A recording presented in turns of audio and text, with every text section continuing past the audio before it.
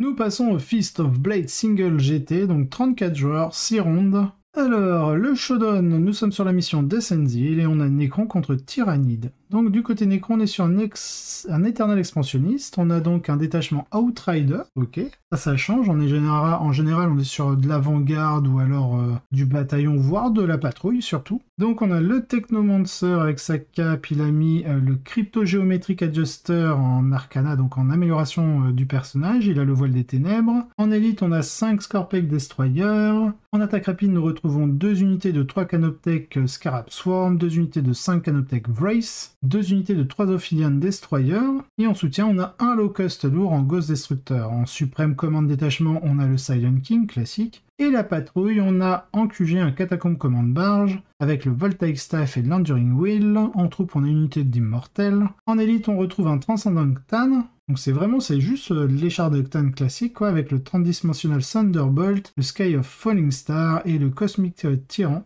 En attaque rapide, nous avons 5 Tombblade avec 5 Shadowloom, il me semble que c'est pour l'invulnérable, et du Tesla dessus. Donc elle coûte assez cher, hein, 140 points, je trouve ça assez cher. Ensuite, on a 2 unités de 1 Locust Destroyer lourd avec le Ghost Destructeur. Côté Tyrannide, on est sur un Léviathan, donc on a un bataillon avec un tyran à pied, avec le Shard Goulet, donc il a le canon venin. C'est tout. Il n'a pas de trait seigneur de guerre, mais c'est le seigneur de guerre. Ensuite, on a un Neurotrope avec le Warlord trait, donc le Direct Guidance. Ensuite, on a le Tervigon. Oh, un Tervigon. Très bien, avec l'Alien Cunning, donc le super OP. Ensuite, on a 23 Thermagones, 19 Gargouilles, 10 Gargouilles, 3 Biovores. 23 Thermas, ça veut dire qu'ils vont tuer 6 et 3, 9. Pour target le Tervigon, donc moins beau. On a une harpie avec le Synapse, donc s'il est pris comme ça, 185 points, donc c'est avec les canons étrangleurs. On a une unité de 3 tirs en garde avec les Bioknout et les Bone Cleaver, unité de 3 zoanthropes. Ensuite, on a une deuxième patrouille avec un tyran ailé avec l'Obliterax, et unité de 9 guerriers tyrannides avec des paires d'épédos, des spitters, donc il n'a pas de canon venin, et les glandes d'adrénaline.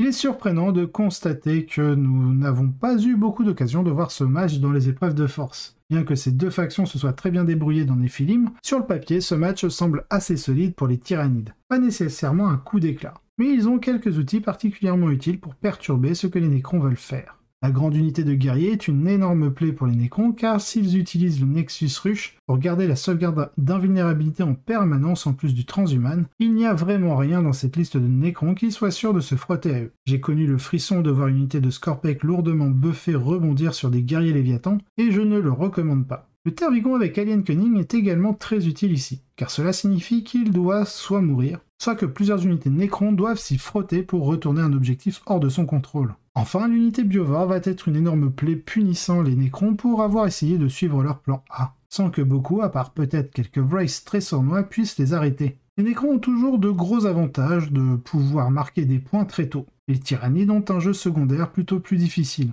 Surtout si les Nécrons économisent des points de commandement pour lancer la stratégie de dénégation Sazrekan sur les secondaires psychiques du roi. Oui, parce que le Silent King peut deny un pouvoir. L'escouade de lame tombante, donc des Tombblade, avec Tesla est également excellente ici, menaçant d'enfumer la plupart des unités de Gargouille et de Thermagant en un seul tour de tir si elles obtiennent un angle. Et c'est assez difficile à arrêter. Pour les Nécrons, vous espérez en gros passer en premier. Complétez les machineries sur un flanc avec quelque chose de bon marché, puis pivotez pour vous battre pour le centre et l'autre flanc, où vous pouvez concentrer vos forces, dans le but de capitaliser sur une avance de points précoces. Je suppose que c'est à peu près comme ça que ça s'est passé, parce que malgré le fait que les tyrannides semblent avoir l'avantage, les squelettes ont été très proches. Les insectes n'ont gagné que de justesse. Donc c'est une victoire 11-9 parce qu'on est sur un format WTC. Donc normalement c'est une égalité, mais là je pense que pour déterminer le vainqueur, ils ont dit bon bah le tyrannide gagne parce que c'est lui qui a marqué les 11 points. Donc sûrement au goal average. Donc Simon Goskovic avec ses tyrannides à la première place avec son Tervigon Thermagont.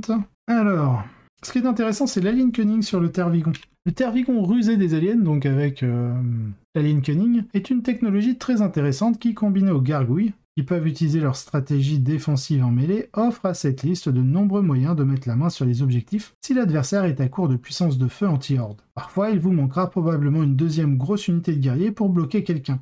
mais des angles supplémentaires contre des adversaires qui ne sont pas prêts à les recevoir est un bon compromis. Du bon travail de Simon. Donc dans le reste du best, on a 4 autres joueurs à 4 victoires, 2 défaites, ou en ayant un meilleur score. Donc on a Ruud Steenbaker en Adeptas Sororita, donc qui jouait, il me semble, WTC des Arlequins. Cette fois-ci en Adeptas Sororita Bloody Rose Good Stuff avec des Sacrées Saintes et quelques parangons. En 3e place, nous avons Wimeout en Dark Angel avec Dark Angel Azrael, des troupes, des motos, des Plasma Inceptor et quelques Deathwing. En 4e place, nous avons Rob Goosen en Necron, donc voir le Shodown. En 5e place, nous avons Stylianos Marinakis en Adeptus Custodes en Emperor Chosen, Good Stuff, avec une grosse unité d'Alarus.